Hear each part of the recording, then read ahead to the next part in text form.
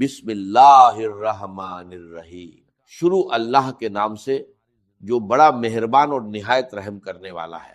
السلام علیکم ورحمۃ اللہ وبرکاتہ۔ کیا آپ یقین کریں گے کہ رات سونے سے پہلے صرف 3 بار ایک خاص کلام پڑھ لینے سے صبح آپ کی زندگی کا منظر بدل سکتا ہے؟ کیا آپ یقین کریں گے کہ ایک رات کا چھوٹا سا عمل آپ کی تقدیر کے بند دروازوں پر دستک دے سکتا ہے؟ اگر نہیں تو اس پیغام کو آخر تک ضرور سنیے، کیونکہ جو راج آج آپ کے سامنے رکھا جا رہا ہے وہ ہر کسی کو نصیب نہیں ہوتا۔ محترم ناظرین اکرام، رات سونے سے پہلے صرف 3 بار یہ کلام پڑھ لیجئے، اور پھر صبح جب آپ کی آنکھ کھلے گی تو آپ اپنی تقدیر کو بدلتے ہوئے خود محسوس کریں گے۔ لوگ کہتے ہیں کیا یہ ممکن ہے کہ انسان رات کو ایک عمل پڑھ کر سو جائے اور صبح اس کی زندگی میں خوشحالی اور برکت کا آغاز ہو جائے؟ میں آپ سے کہتا ہوں اللہ کی قدرت کے آگے کچھ بھی ناممکن نہیں۔ ذرا غور کیجئے، کیا کبھی آپ کی زندگی میں ایسا ہوا کہ صبح آنکھ کھلتے ہی ہر طرف راحت ہو، ہر طرف رحمت ہو، ہر طرف رزق ہو اور ہر طرف برکت ہی برکت نظر آئے؟ شاید آپ کو یقین نہ آئے، مگر یہ راج انہی خوش نصیب لوگوں کو ملتا ہے جن پر اللہ تعالیٰ اپنی غیبی مدد کے دروازے کھول دیتا ہے۔ آج میں آپ کے سامنے ایسا خزانہ رکھنے جا رہا ہوں جو صرف غربت کو جڑ سے ختم کرنے کا ذریعہ نہیں بنتا، بلکہ بیماری، دکھ، تنگ دستی اور رشتوں کی رکاوٹوں کو دور کرنے کا سبب بھی بنتا ہے۔ یہ معمولی الفاظ نہیں ہیں، یہ وہ برکت والا عمل ہے جس کا ذکر اولیاء کرام نے کیا اور جسے ہزاروں لوگوں نے آزما کر اپنی زندگی میں بدلاؤ محسوس کیا۔ سوچئے، صرف ایک رات کی محنت اور صرف 3 بار پڑھنا، اور اس کے بعد صبح کا سورج آپ کے لیے نئی خوشخبری، نیا نصیب اور نئی امید لے کر آئے۔ آپ کے گھر کے کونے کونے میں برکت ہو، غم دور ہو جائیں، پریشانیاں ختم ہو جائیں اور محتاجی کی جگہ خوشحالی لے لے۔ یہ راج ان لوگوں کے لیے ہے جو سچ میں اپنی زندگی بدلنا چاہتے ہیں، جو چاہتے ہیں کہ ان کی قسمت کے بند دروازے کھلے اور ان پر غیبی خزانوں کی بارش ہو۔ یہ عمل اللہ کے ولیوں کے بتائے ہوئے طریقوں میں سے ایک طریقہ ہے۔ صدیوں پرانا یہ راج آج آپ تک پہنچا ہے۔ بس اسے سنیے، سمجھیے، پورے یقین کے ساتھ پڑھیے اور اللہ پر بھروسہ رکھیے۔ کل جب آپ کی آنکھ کھلے گی تو آپ خود گواہ بنیں گے کہ زندگی کیسے بدلتی ہے۔ رات کے پرسکون لمحوں میں، جب دنیا گہری نیند میں ہوتی ہے اور آسمان پر ستارے چمک رہے ہوتے ہیں، اگر کوئی بندہ پورے یقین اور بھروسے کے ساتھ صرف 3 بار یہ خاص کلام پڑھ لے تو صبح اسے ایسا محسوس ہوگا جیسے اس کی قسمت کا بند دروازہ کھل گیا ہو۔ آپ سوچ رہے ہوں گے کہ کیا صرف ایک رات کی دعا انسان کا مقدر بدل سکتی ہے؟ یاد رکھیے، اللہ کی رحمت اور اس کی قدرت کے آگے کوئی چیز مشکل نہیں۔ بہت سے لوگوں نے پہلے اس بات پر یقین نہیں کیا، کچھ نے مذاق اڑایا، لیکن جب انہوں نے اس عمل کو آزمایا تو وہی لوگ حیران رہ گئے۔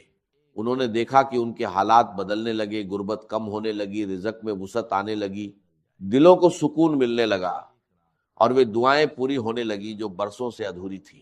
یہ صرف الفاظ نہیں بلکہ برکت اور رحمت کا ذریعہ ہے۔ سوچئے کیسا منظر ہوگا جب صبح آپ کے گھر میں خوشخبری دستک دے، جب تنگ دستی کی جگہ خوشحالی آ جائے، جب پریشانیوں کی جگہ سکون اور غموں کی جگہ خوشیاں ڈیرے ڈال دیں۔ اولیاء کرام فرماتے ہیں کہ یہ عمل انسان کی زندگی میں بدلاؤ کا ذریعہ بن سکتا ہے۔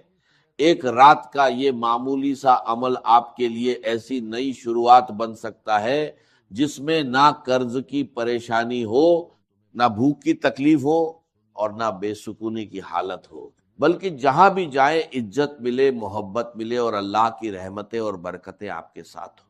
لیکن یاد رکھیے، یہ راج ہر کسی کے لیے نہیں ہوتا، یہ ان بندوں کے لیے ہوتا ہے جو دل سے یقین رکھتے ہیں، جو اللہ پر بھروسہ کرتے ہیں اور جو پورے اعتبار کے ساتھ عمل کرتے ہیں۔ اگر آپ بھی چاہتے ہیں کہ غربت کی زنجیریں ٹوٹ جائیں، اگر آپ چاہتے ہیں کہ دکھ اور پریشانیاں آپ کی زندگی سے دور ہو جائیں، اگر آپ چاہتے ہیں کہ آپ کی تقدیر کا نیا صفحہ کھلے، تو اس عمل کو پوری توجہ اور پورے یقین کے ساتھ سنیے اور پھر اس پر عمل کیجیے۔ یاد رکھیے، یقین کے ساتھ کیا گیا چھوٹا سا عمل بھی اللہ کی رحمت سے بڑی تبدیلی کا ذریعہ بن جاتا ہے۔ یاد رکھیے، کبھی اللہ تعالیٰ ایک چھوٹی سی دعا یا ایک چھوٹے سے وظیفے کے ذریعے پوری زندگی کی محرومیاں مٹا دیتا ہے۔ آج رات آپ بھی اس عمل کو آزما لیجئے، صرف 3 بار پڑھنا ہے اور اللہ پر پورا یقین کر کے سو جانا ہے۔ پھر جب صبح آپ کی آنکھ کھلے گی تو آپ خود دیکھیں گے کہ آپ کی دنیا کیسے بدلتی ہے، آپ کا نصیب کیسے کھلتا ہے اور رحمت و برکت کیسے آپ کے دروازے پر دستک دیتی ہے۔ پیارے بھائیوں اور بہنوں، پہلا وظیفہ صرف 3 بار یا ربنا کا پڑھنا ہے، لیکن پہلے اس کے ساتھ شامل کیے جانے والے الفاظ کو غور سے سن لیجئے، کیونکہ اصل راز یہی ہے، آگے صرف اس کی تعداد اور ترتیب سمجھائی جائے گی۔ اب آپ کو کرنا کیا ہے؟ رات کے وقت آپ کو پہلا وظیفہ صرف 3 بار پڑھنا ہے اور یا ربنا کے ساتھ صرف ایک جملہ شامل کرنا ہے۔ یاد رکھیے، یہ وظیفہ رات کو سوتے وقت پڑھنا زیادہ بہتر ہے۔ اگر آپ عشاء کی نماز کے بعد پڑھ لیں تو بھی اچھا ہے، لیکن سونے سے پہلے پڑھنا زیادہ مناسب ہے۔ اس عمل میں صرف کچھ لمحے لگتے ہیں، مگر کبھی کبھی یہی کچھ لمحے انسان کی زندگی میں بڑی تبدیلی کا ذریعہ بن جاتے ہیں۔ اب آپ کو سب سے پہلے پڑھنا ہے یا ربنا میری جھولی بھر دے۔ بہت سے لوگ یا ربنا پڑھتے ہیں، لیکن جس ترتیب سے یہ عمل بتایا جا رہا ہے شاید آپ نے پہلے کبھی نہ سنا ہو۔ اب طریقہ اچھی طرح سمجھ لیجئے۔ آپ دنیا کے کسی بھی ملک میں ہو، پاکستان میں ہو، ہندوستان میں ہو، بنگلہ دیش میں ہو یا کسی اور جگہ، جیسے ہی عشاء کی نماز کا وقت گزر جائے، آپ عشاء کے بعد سے فجر سے پہلے تک رات کے کسی بھی حصے میں یہ عمل کر سکتے ہیں۔ سب سے پہلے سکون کے ساتھ بیٹھ جائیے اور اپنے دل و دماغ کو یکسو کر لیجئے۔ کچھ لوگ عمل پڑھنے کے فوراً بعد دنیاوی مشغولیات میں لگ جاتے ہیں، لیکن اس عمل کے وقت پوری توجہ اور یکسوئی اختیار کرنا بہتر ہے۔ اب سب سے پہلے ایک مرتبہ درود شریف پڑھ لیجئے۔ اگر درود ابراہیمی یاد ہو تو وہ پڑھ لیجئے، اور اگر نہ ہو تو آپ اعوذ باللہ من الشیطان الرجیم، بسم اللہ الرحمن الرحیم پڑھ سکتے ہیں۔ اس کے بعد پہلا وظیفہ صرف 3 مرتبہ پڑھنا ہے۔ یا ربنا میری جھولی بھر دے، 1 مرتبہ، یا ربنا میری جھولی بھر دے، دوسری مرتبہ، یا ربنا میری جھولی بھر دے، تیسری مرتبہ، یا ربنا میری جھولی بھر دے۔ بس یہی پہلا وظیفہ ہے جسے آپ کو صرف 3 مرتبہ پڑھنا ہے۔ جب آپ پہلا وظیفہ 3 مرتبہ پڑھ لیں تو اس کے بعد سکون کے ساتھ وہیں رہیے۔ اگر آپ بستر پر لیٹ کر پڑھ رہے ہیں تو یہ بھی بالکل ٹھیک ہے۔ اسی وجہ سے کہا گیا ہے کہ رات کو سوتے وقت یہ عمل پڑھیے اور پھر اللہ پر بھروسہ کر کے سو جائیے۔ جب آپ یا ربنا میری جھولی بھر دے 3 مرتبہ پڑھ لیں، چاہے عشاء کی نماز کے بعد بیٹھ کر پڑھے یا رات کو سوتے وقت لیٹ کر پڑھے، کوشش کیجئے کہ اس کے بعد جلد سے جلد آرام کر لے اور فضول مشغولیات سے بچے۔ میرے پیارے بھائیوں اور بہنوں، اگر یہ عمل آپ کو پسند آئے اور آپ کو اس میں بھلائی نظر آئے تو اسے دوسروں تک پہنچانا بھی ثواب کا ذریعہ بن سکتا ہے، خاص طور پر ان لوگوں تک جو پریشانیوں اور تنگ دستی سے گزر رہے ہیں۔ بہت سے لوگ شروعات میں کسی عمل کو معمولی سمجھتے ہیں، لیکن جب انسان یقین اور بھروسے کے ساتھ دعا کرتا ہے تو اللہ تعالیٰ اپنے فضل سے ایسے راستے کھول دیتا ہے جن کا انسان نے گمان بھی نہیں کیا ہوتا۔ یاد رکھیے، رزق، برکت اور آسانی دینے والا صرف اور صرف اللہ تعالیٰ ہے۔ انسان کوشش کرتا ہے اور نتیجے اللہ کی طرف سے آتے ہیں۔ اگر اللہ چاہے تو انسان کے حالات بدلتے دیر نہیں لگتی۔ اس لیے دعا کے ساتھ امید، محنت کے ساتھ بھروسہ اور عمل کے ساتھ یقین ضرور رکھیے۔ اب جب آپ پہلا وظیفہ پڑھ لیں تو اس کے بعد دوسرے نمبر پر یا گنیو کو شامل کیجیے۔ یا گنیو اللہ تعالیٰ کے مبارک ناموں میں سے ایک نام ہے، اور اسے لوگ اکثر رزق، برکت اور آسانی کی دعاؤں میں پڑھتے ہیں۔ اب آپ کو یا گنیو بھی صرف 3 مرتبہ پڑھنا ہے۔ یاد رکھیے، یہ عمل بہت کم وقت لیتا ہے اور آسانی سے پڑھا جا سکتا ہے۔ اس کا طریقہ یہ ہے کہ آپ عشاء کی نماز کے بعد سے لے کر فجر سے پہلے تک رات کے کسی بھی حصے میں اسے پڑھ سکتے ہیں۔ سب سے پہلے ایک مرتبہ درود شریف پڑھ لیجیے، اس کے بعد اعوذ باللہ من الشیطان الرجیم بسم اللہ الرحمن الرحیم پڑھیے، پھر پہلا وظیفہ 3 مرتبہ پڑھیے، یا ربنا میری جھولی بھر دے، یا ربنا میری جھولی بھر دے، یا ربنا میری جھولی بھر دے۔ اس کے بعد دوسرے نمبر پر یا گنیو 3 مرتبہ پڑھیے۔ یہی اس عمل کی اگلی ترتیب ہے۔ اب آپ کو وہیں بیٹھے بیٹھے یا گنیو کو ایک خاص جملے کے ساتھ صرف 3 مرتبہ پڑھنا ہے، صرف 3 مرتبہ۔ جب یہ سارا عمل مکمل ہو جائے تو آپ وہیں سے اطمینان کے ساتھ سو جائیے۔ پھر جب صبح آپ کی آنکھ کھلے گی تو آپ خود محسوس کریں گے کہ اللہ کی مدد اور آسانیاں آپ کی طرف متوجہ ہونا شروع ہو گئی ہیں۔ اب دیکھیے، بہت سے لوگوں نے اس عمل کے بعد اپنی زندگی میں مختلف قسم کی آسانیاں اور بہتری محسوس کی ہے۔ کسی کے لیے رزق کے دروازے کھلے، کسی کے لیے مدد کے اسباب پیدا ہوئے، اور کسی کے لیے پریشانیاں کم ہونا شروع ہو گئیں۔ یہ سب اللہ تعالیٰ کے فضل اور کرم سے ہوتا ہے۔ کچھ لوگوں نے مالی معاملوں میں آسانی دیکھی، کچھ نے قرض کے بوجھ میں کمی محسوس کی، کچھ کو سکون نصیب ہوا، اور کچھ کی زندگی میں خوشیوں اور آسانی کا آغاز ہوا۔ اسی وجہ سے بہت سے لوگ اس عمل کو محبت اور یقین کے ساتھ جاری رکھتے ہیں۔ ایک رات پڑھیں تو دل کو سکون ملتا ہے، دوسری رات پڑھیں تو اور اطمینان محسوس ہوتا ہے، اور لگاتار پڑھنے سے انسان اللہ تعالیٰ کی رحمت اور برکت کا امیدوار رہتا ہے۔ میری باتوں پر نہیں بلکہ خود عمل کر کے دیکھیے اور پھر اپنے تجربے کی بنیاد پر فیصلہ کیجیے۔ اب ترتیب کو دوبارہ سمجھ لیجئے۔ سب سے پہلے آپ نے یا ربنا میری جھولی بھر دے 3 مرتبہ پڑھنا ہے۔ اس کے بعد وہیں بیٹھے بیٹھے دوسرے نمبر پر طاقتور وظیفہ شامل کرنا ہے، اور وہ ہے یا گنیو، لیکن یا گنیو کے ساتھ ایک جملہ شامل کرنا ہے، المدد، اور اسے بھی صرف 3 مرتبہ پڑھنا ہے۔ پہلی مرتبہ یا گنیو المدد، دوسری مرتبہ یا گنیو المدد، تیسری مرتبہ یا گنیو المدد۔ دیکھا کتنا کم وقت لگا، پہلا وظیفہ بھی پڑھ لیا اور دوسرا وظیفہ بھی مکمل ہو گیا۔ اب تیسرے نمبر کے وظیفے کی طرف آتے ہیں، اور وہ ہے یا محمد۔ یہ نبی پاک صلی اللہ علیہ وسلم کا مبارک نام ہے۔ اب تک آپ 2 وظیفے پڑھ چکے ہیں۔ سب سے پہلے درود شریف پڑھا، پھر یا ربنا میری جھولی بھر دے 3 مرتبہ پڑھا، اور اس کے بعد یا گنیو المدد 3 مرتبہ پڑھ لیا۔ اب آپ کو رات کے اس عمل میں تیسرے نمبر پر یا محمد کو شامل کرنا ہے۔ اسے سکون اور اطمینان کے ساتھ پڑھنا ہے، جلد بازی میں نہیں۔ یاد رکھیے، یہ صرف کچھ لمحوں کا عمل ہے، اس لیے پوری توجہ اور یکسوئی کے ساتھ اسے ادا کیجیے۔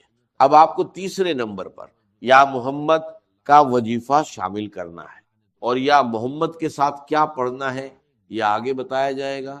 اب آپ کو تیسرے وظیفے کی طرف بڑھنا ہے۔ آپ کو یا محمد پڑھنا ہے، لیکن اس سے پہلے یا اللہ پڑھنا ہے۔ اللہ تعالیٰ کا یہ مبارک نام اپنے اندر بے شمار رحمتوں اور برکتوں کو سمیٹے ہوئے ہے۔ جب آپ اس عمل کی پوری ترتیب پر غور کریں گے تو آپ کو اس کی خاصیت خود محسوس ہوگی۔ ہر وظیفہ اپنی جگہ ایک خاص اہمیت رکھتا ہے، اور اسی وجہ سے اسے اسی ترتیب کے ساتھ پڑھنے کی ہدایت دی جا رہی ہے۔ پیارے بھائیوں اور بہنوں، اب 2 وظیفے پڑھنے کے بعد آپ کو یا اللہ یا محمد کو ملا کر پڑھنا ہے۔ اس طرح پڑھنا ہے، یا اللہ یا محمد 1 مرتبہ، یا اللہ یا محمد 2 مرتبہ، یا اللہ یا محمد 3 مرتبہ۔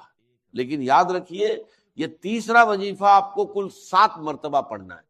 پہلا وظیفہ 3 مرتبہ، دوسرا وظیفہ 3 مرتبہ، اور تیسرا وظیفہ یعنی یا اللہ یا محمد 7 مرتبہ۔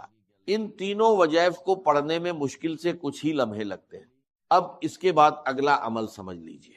یہ بہت آسان اور مختصر عمل ہے۔ اب آپ کو سورہ کوثر پڑھنی ہے۔ ہر مسلمان سورہ کوثر سے واقف ہے اور اکثر نمازوں میں اسے پڑھتا ہے، لیکن اس عمل میں سورہ کوثر کو ان وظائف کے بعد پڑھنا ہے جو ابھی بتائے گئے ہیں۔ سب سے پہلے آپ نے یا ربنا میری جھولی بھر دے 3 مرتبہ پڑھا، پھر یا غنیو المدد 3 مرتبہ پڑھا، اس کے بعد یا اللہ یا محمد 7 مرتبہ پڑھا۔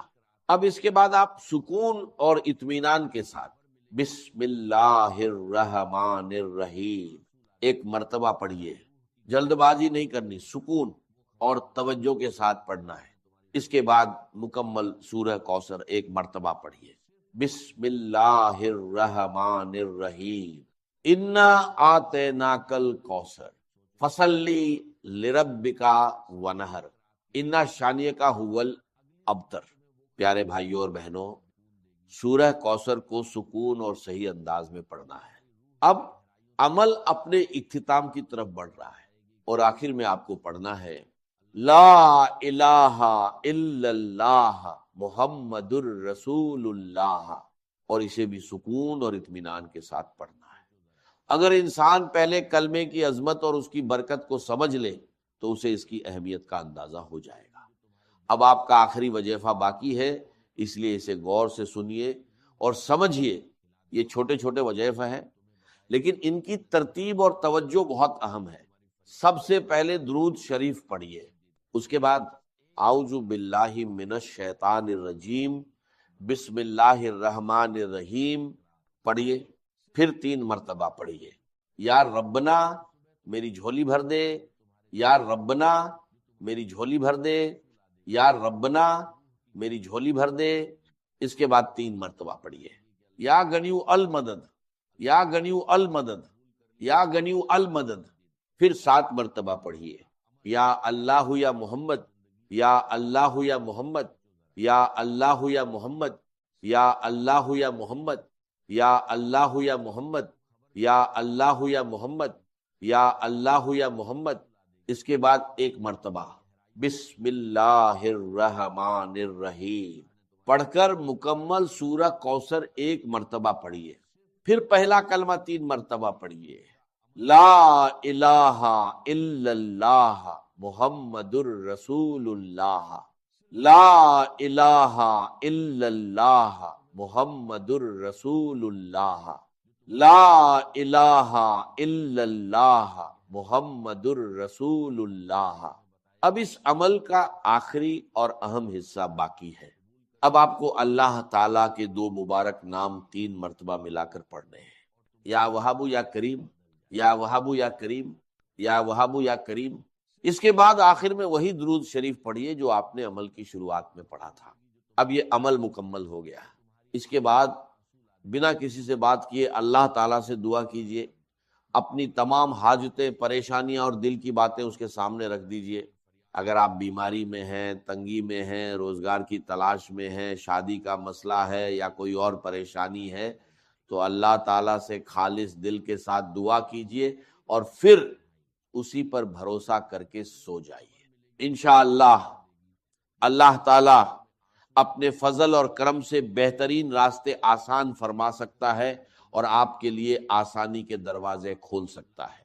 ویڈیو کو لائک، شیئر اور کمنٹ ضرور کیجیے گا۔ اپنا بہت خیال رکھیے گا اور مجھے اپنی دعاؤں میں یاد رکھیے گا۔ انشاءاللہ بہت جلد ایک اور نئے روحانی وظیفے کے ساتھ ملاقات ہوگی۔ تب تک کے لیے خدا حافظ۔ محبوب حقیقی اللہ کے سوا کوئی، اور وہ آیت میں آپ کو سنا چکا ہوں، سورہ توبہ کی آیت نمبر 24، انتہائی لرزا دینے والی آیت۔ قل ان کان آباؤکم وابناؤکم واخوانکم وازواجکم وعشیرتکم واموال اقترفتموها وتجارۃ تخشون کسادها ومساکن ترضونها احب الیکم من اللہ ورسولہ وجہاد فی سبیلہ فتربصوا حتی یاتی اللہ بامرہ واللہ لا یہدی القوم الفاسقین۔ اے نبی ان کے کان کھول دیجئے، اچھی طرح سنا دیجئے کہ اے لوگو، اے ایمان کے دعوے دارو، اگر تمہیں اپنے باپ، اپنے بیٹے، اپنے بھائی، اپنی بیویاں یا بیویوں کے لیے شوہر اور اپنے رشتہ دار اور اپنے وہ مال جو بڑی محنت سے کما کر کھتے بھرے ہوئے ہیں اور اپنی وہ تجارت جس کی کساد بازاری کا تمہیں اندیشہ رہتا ہے مندہ نہ ہو جائے، اور اپنے وہ محل، اپنی حویلیاں جو تم نے تعمیر کی ہیں اور بہت تمہیں محبوب ہیں، انہیں خوب فرنش کیا ہے، اگر یہ 8 چیزیں محبوب تر ہیں اللہ سے اور اللہ کے رسول سے اور اللہ کی راہ میں جہاد سے، تو جاؤ دفع ہو جاؤ، وہاں بیٹھ کر انتظار کرو یہاں تک کہ اللہ اپنا فیصلہ سنا دے، اور اللہ ایسے فاسقوں کو کبھی ہدایت نہیں دے۔ 8 چیزیں اقبال نے بہت خوب کہا ہے، یہ مال و دولت دنیا، یہ رشتہ و پیوند، 5 قریب ترین رشتے آ گئے، باپ، بیٹا، بھائی، زوجین اور رشتے دار، رشتہ و پیوند یہ جوڑنے والا ہے۔ اور مال و دولت دنیا کی 3 شکلیں آ گئی، دولت جو آپ اپنی بیلنس شیٹ کو دیکھ دیکھ کر آپ اس پہ خوش ہوتے، اب ہمارے ایسٹس کی یہ قیمت ہو گئی ہے اب، اور وہ مکانات جو آپ نے بنائے بڑے محبوب ہیں، اور ایسے بنائے ہیں، قرآن مجید میں آتا ہے لعلکم تخلدون، ایسے بنا رہے ہیں تمہیں ہمیشہ رہنا ان مکانوں کے اندر، اور وہ کاروبار جن میں تمہیں اندیشہ رہتا ہے کہ کہیں کساد نہ ہو جائے، کوئی ڈپریشن نہ آ جائے۔ یہ 8 چیزیں، یہ مال و دولت دنیا 3، یہ رشتہ و پیوند، بتان وہم و گما لا الہ الا اللہ، یہ سب وہم و گمان کے بت ہیں جن کی پرستش میں تم لگے، ان سب کی پرستش چھوڑو تو لا الہ الا اللہ کا ادا ہو۔ اب اس اصول کو بھی اپلائی کرنا شروع کیجیے، آئیے انڈیویجول لیول پر۔ دولت کی محبت، اگر آپ کو دولت کی محبت آمادہ کرتی ہے کہ اللہ کے حدود کو پامال کرے، حرام ذرائع استعمال کرے، دولت آنی چاہیے، حلال سے ہو، حرام سے ہو، جائز ہو، ناجائز سے ہو، بائی ہوک اور بائی کروک دولت آنی چاہیے، تو آپ کی محبوب حقیقی کون ہوئی؟ دولت۔ یہ دولت آپ کی معبود ہے۔ کون بڑے سے بڑا موحد اس شرک کا احساس رکھتا، اور حضور نے اس قدر کلیئر فرمایا ہے، تعس عبد الدینار و عبد الدرہم، ہلاک ہو گیا یا ہلاک ہو جائے، یہ کلام خبریہ ہے یا یہ بددعا ہے؟ تعس عبد الدینار و عبد الدرہم، درہم و دینار کا بندہ ہلاک ہو جائے۔ نام عبد الرحمن ہے، حقیقت میں عبد الدینار ہے، عبد الدرہم۔ درہم و دینار آنے چاہیے، جائز سے یا ناجائز سے، حلال سے یا حرام سے، صحیح سے یا غلط سے، بائی حق اور بائی کرو۔ تو معبود کون ہوا؟ ہمارے ہندو بھائیوں نے کیا کیا؟ لکشمی دیوی دولت کی دیوی ہے، اس کی پوجا کرتے کس لیے؟ مطلوب کیا ہے؟ دولت۔ اس کی پوجا وہ خوش ہو جائے تو دولت ملے گی۔ ہم نے کہا ہٹاؤ جی اس دیوی کو بیچ میں سے، ہم براہ راست ہی پوج لیں گے، بس یہی تو فرق کیا ہے نا۔ عبد الدینار و عبد الدرہم، یہ ہے انفرادی سطح پر۔ شرک فی المحبت، جو روح عبادت ہے، جو عبادت کی جان ہے، محبت، غایت الحب ما غایت الذل والخضوع، اور ٹاپ پر لے آئیے۔ آج کی دنیا اجتماعیت کے میدان میں، اگرچہ اب زمانہ بدل رہا ہے، لیکن تقریباً 1 صدی سے نیشن سٹیٹس، وطن کی بنیاد پر قومیت، وطن محبوب ترین شے، جو شے میرے وطن کے لیے صحیح ہے وہ میں کروں گا، چاہے وہ غلط ہو، وہ حرام ہو، اللہ کے قانون کے خلاف ہو، لیکن میرے وطن کے لیے ہوگا۔ وطن زندہ باد، یہ وطن پرستی۔ اس وطن پرستی کے مذہب کی ایک نماز بھی ہے، ترانہ ہو رہا ہے تو کھڑے ہو جاؤ، قنوت، کھڑے ہو جانا عبادت کا حصہ ہے، اس کا جھنڈا سلامی دو۔ یہ وطن کے معبود کے ریچولز، مذہب وطنیت۔ اسی لیے اقبال نے کہا تھا، اس کو سمجھا نہیں کسی نے، اس دور میں میں اور ہے، جام اور ہے، جم اور، ساقی نے بنا کی روش لطف و ستم اور، تہذیب کے آزر نے ترشوائے صنم اور۔ آج کا صنم، آج کا بت کون ہے؟ تہذیب کے آزر نے ترشوائے صنم اور، مسلم نے بھی تعمیر کیا اپنا حرم اور۔ ان تازہ خداؤں میں بڑا سب سے وطن ہے، جو پیرہن اس کا ہے وہ مذہب کا کفن۔ خدا پرستی، یہ وطن کی لکیر سے تم اور ہو گیا، میں اور ہو گیا۔ لکیر انسانیت منقسم، جو تمہارے وطن کے لیے ٹھیک ہے وہ تم کرو گے چاہے وہ اخلاقاً غلط، اور جو میرے وطن کے لیے ٹھیک ہے وہ میں کروں گا چاہے اخلاقاً غلط۔ یہ کون سا دین ہے؟ یہاں تو وطن تمہارا معبود بن۔ پاکستان میں بڑا شور اٹھا تھا جب میں نے کہا تھا کہ جھنڈے کو سلامی دینا شرک ہے اور ترانے کے وقت کھڑا ہو جانا شرک ہے۔ اور میں کبھی بھی تقریبات میں جاتا ہوں، اقبال ڈے ہو رہا ہے، کچھ اور ہو رہا ہے، میں ان تقریبات کا مقرر نہیں ہوں، لیکن جب بہت زور دیتے چلا جاتا ہوں، لیکن وہاں کرانا پڑا جاتا میں بیٹھا رہتا ہوں، میں کھڑا نہیں رہتا، اور اس پر چیمے گوئیاں ہوتی ہیں اخبارات کے اندر کہ میرے نزدیک یہ وطن کی نماز پڑھ رہے ہو، تمہارا یہ قنوت اور وطن کا ترانہ، اس میں حمد ہو رہی ہے وطن، یہ کیا ہے؟ آج کے دور کا بدترین شرک، شرک فی المحبت۔ آگے چلیے، شرک فی الدعاء، کسی کو مت پکارو کسی مدد کے لیے سوائے اللہ۔ فَأَنَّ الْمَسَاجِدَ لِلَّهِ فَلَا تَدْعُوا مَعَ اللَّهِ أَحَدًا، اللہ کے ساتھ، یعنی ایک تو یہ کہ اللہ کو چھوڑ کر کسی کو پکارنا، ایک ہے اللہ کے ساتھ پکارنا، اللہ کو بھی پکارنا، اوروں کو بھی پکارنا۔ بدترین شرک ہے دعا اللہ کے لیے، ندا اللہ کے۔ اس کا بھی ذرا میں تجزیہ کر دوں گا۔ دیکھیے، ایک ہے عام مادی قوانین دنیا کے جو ہے اس کے تحت کسی سے مدد چاہنا، بھائی ذرا مجھے پانی پلا دینا، یہ بھی آپ نے مدد چاہی ہے نا۔ حضور کے بارے میں تو آیا ہے کہ آپ اتنے خوددار تھے صلی اللہ علیہ وسلم کہ اگر سواری پر ہوتے تھے اور آپ کا کوڑا نیچے گر جاتا تھا تو کسی سے یہ نہیں کہتے تھے کہ یہ کوڑا مجھے اٹھا کے دے دو، بلکہ خود سواری سے اتر کر کوڑا اٹھا۔ تو یہ جو قانون مادی ہے اس کے تحت مدد مانگنا کوئی بری بات نہیں ہے، کوئی غلط بات نہیں۔ ماورائی اعتبار سے، غیبی اعتبار سے کسی سے مدد مانگنا کسے باشد کوئی ہو، شرک فی الدعاء، اِنَّ الْمَسَاجِدَ لِلَّهِ فَلَا تَدْعُوا مَعَ اللَّهِ أَحَدًا۔ ایک ہے استعارتاً اقبال کہتا ہے ہمالا ہے فصیل کشور ہندوستان، تو یہ خطاب بالکل ایک استعارہ سا ہے۔ اسی معنی میں مولانا حالی نے اپنی مسدس کے اختتام پر جو مناجات لکھی ہے، خاصہ خاصان رسول وقت دعا ہے، امت میں تیری آ کے عجب وقت پڑا ہے، وہ دی جو بڑی شان سے نکلا تھا وطن سے، پردیس میں وہ آج غریب الغربا ہے۔ تو اس معنی میں اس لفظ استعمال ہو جائے تو اس پر بہت زیادہ الرجک بھی نہیں ہونا چاہیے، لیکن غیبی طور پر کسی کے بارے میں یہ عقیدہ رکھ کر کہ وہ میری مشکل کشائی کر سکتا ہے، عادت روائی کر سکتا ہے، میری مدد کر سکتا ہے، یہ شرک ہے، اور اس کے شرک ہونے میں کوئی شک۔ ان المساجد للہ فلا تدعوا مع اللہ احد۔ اب دیکھیے ہمارے یہ فرشتے یہاں بیٹھے ہیں نا، ہم کہہ سکتے ہیں ذرا بھائی میرا یہ کام کر دینا؟ نہیں کہہ سکتے۔ جبرائیل کو پکار سکتے ہیں جبرائیل ذرا میرا یہ کام کر دینا؟ نہیں، وہ عالم غیب کی شے ہے۔ کسی ولی اللہ کی روح کو پکار کر کہنا کہ میری یہ مشکل دور کر دے؟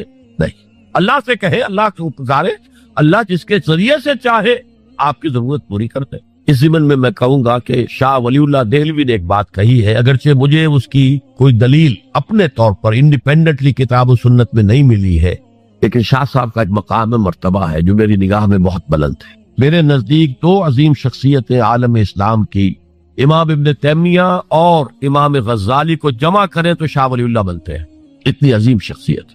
انہوں نے یہ لکھا ہے کہ جو اللہ کے برگزیدہ بندے ہوتے ہیں، اولیاء اللہ تعالیٰ ان کی ارواح کو ان کے فوت ہونے کے بعد ملائکہ کے طبقہ اسفل میں شامل کر دیتے ہیں، اور وہ بھی جس طرح وہ ملائکہ اللہ کے احکام کی زمین میں تنفیذ کر رہے ہیں وہ بھی اسی کام میں لگ جاتے۔ میں نے عرض کیا کہ میرے پاس انڈیپینڈنٹلی کوئی دلیل نہیں ہے اس کے حق میں، لیکن شاہ صاحب کا فرمانا خود میرے لیے ایک درجے میں دلیل ہے۔ لیکن یہاں ایک تو یہ نوٹ کرنے کا، ملائکہ کا طبقہ اسفل، ملائکہ کا سب سے نچلا طبقہ، اور اللہ کے حکم کی تنفیذ کرتے تو فرشتے کر رہے ہیں، وہ بھی ہو، ہمیں سے کیا غرض ہے؟ ہم نہ فرشتے کو پکار سکتے ہیں اور نہ کسی ولی اللہ کو پکارو اللہ کو۔ قال ربکم ادعونی استجب لکم ان الذین یستکبرون عن عبادتی سیدخلون جہنم داخرین۔ تمہارا رب کہتا ہے مجھے پکارو، مجھ سے مانگو، میں تمہیں دوں گا، تمہاری دعا سنوں گا، قبول کروں گا، اور جو بربرائے تکبر مجھ سے نہیں مانگتے